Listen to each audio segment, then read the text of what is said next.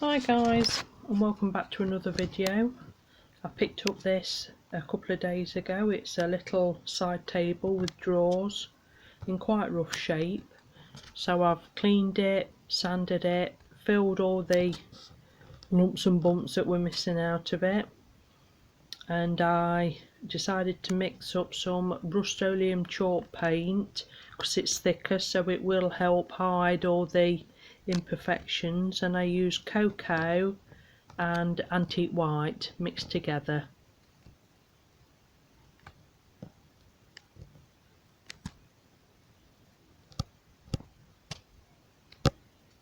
How's everybody doing?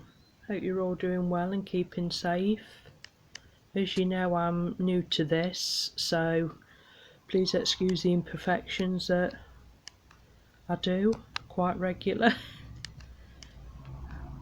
I've figured out now on a site how to, chop bits out and add bits on and what have you, but I've not figured out yet how to add the music, so I do apologise for the quietness, but I'm sure you don't want to listen to me rambling on about something I know nothing about, so I figured the quietness is better.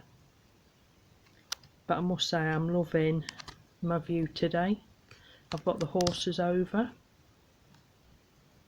and they keep coming wanting more food off me. They're worse than kids' horses, I don't know if you know, but as soon as they hear the door go, that's it, they're there. And the brown one, he sits there snorting away at you until you feed him something. It can be anything. It's not fussy, but they really are lovely horses. Anyway, back to what we're supposed to be doing.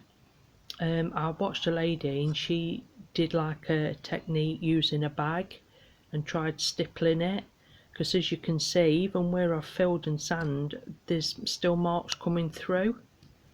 So I thought, right, it's going to have to be me textured finish again, which gets me through quite a lot, luckily. So I decided to do that instead. And I know it still looks quite bad now, but after a couple of coats you no longer see it.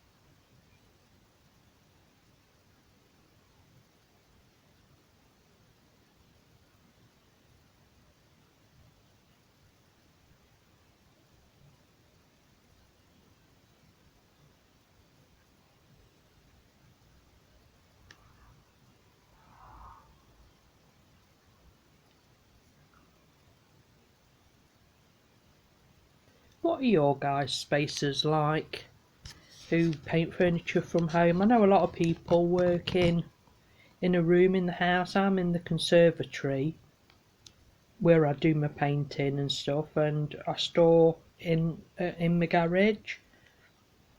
And are you a clean person, or are you like me that seems to have 1,000,001 items out for one job, and there's just stuff everywhere? It's strange because I'm a tidy person in the house. I don't like stuff laying about and pots in the sink or anything like that. But out here, and many a time it looks like a bomb's gone off. I'm sure if someone come round, they'd think I'd been burgled. With bits and bobs and stuff everywhere, bits of wood. But I'd be curious to know how much of a scruff I am. And do you all wear work clothes? I watch these people on YouTube and they're lovely and clean and don't get a bit of speck of a paint on them. And me, I end up with half of it on me every single day. Right, moving on to the next stage. It's all had 2 coats of the cocoa paint. And these are some new napkins that I've had in, so I thought, So I've lined them up, I've trimmed them down, I've taken the backs off them, because obviously napkins are 3-layered, so this is just the first layer. And then I'm going to get me wood glue and a bit of water and stick them on and see what they look like.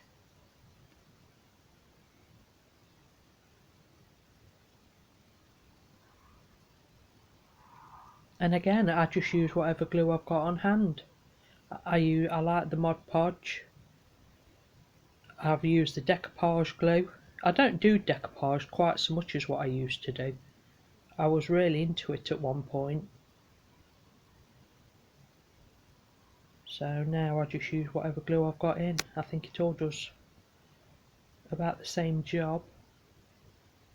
And I'd love to be one of them people that get a really nice smooth finish, but again I never managed to achieve that either, even though I've used decoupaging for years. I've never ever got that really nice smooth finish. I've done it where I've applied the glue, let it dry, put the tissue paper on and warmed it so it just softens the glue again to attach it, and even that didn't seem to work very well. But it was better than this, but it always looks worse when it's wet.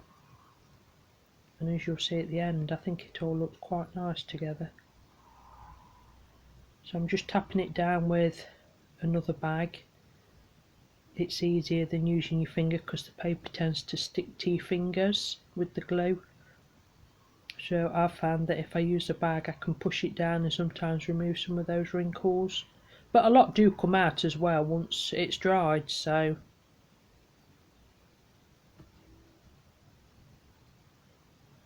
I'll just put on the second one.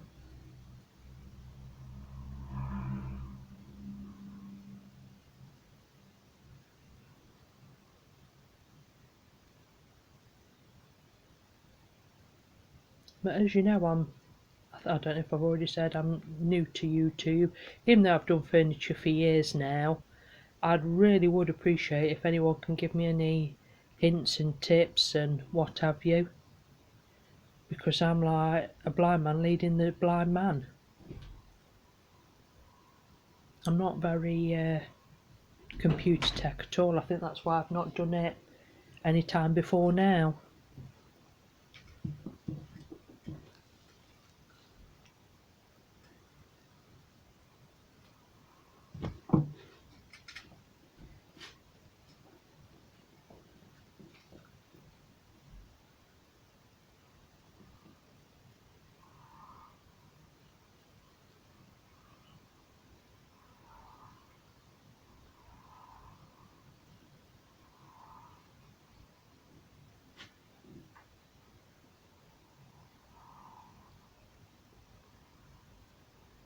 And then once all this is stuck down and dried, I shall give it all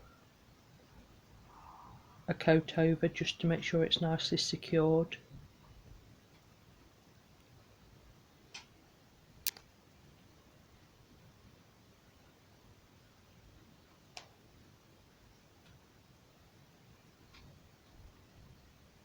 And I'll sand all the edges off. But that's it all wet and on. I think it looks quite pretty. And now obviously it's all dried, so I'm giving it all a sand, one to get off the edges and two to distress the wood more.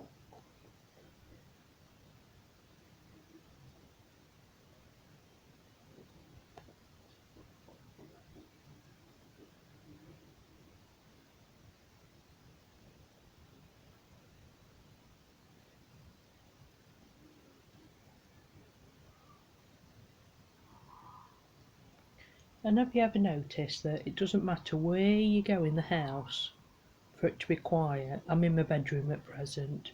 The dog's found me. So she's up and down, she's tried to jump on the bed, if you can hear her. Tootling around, aren't you? No, can't go nowhere.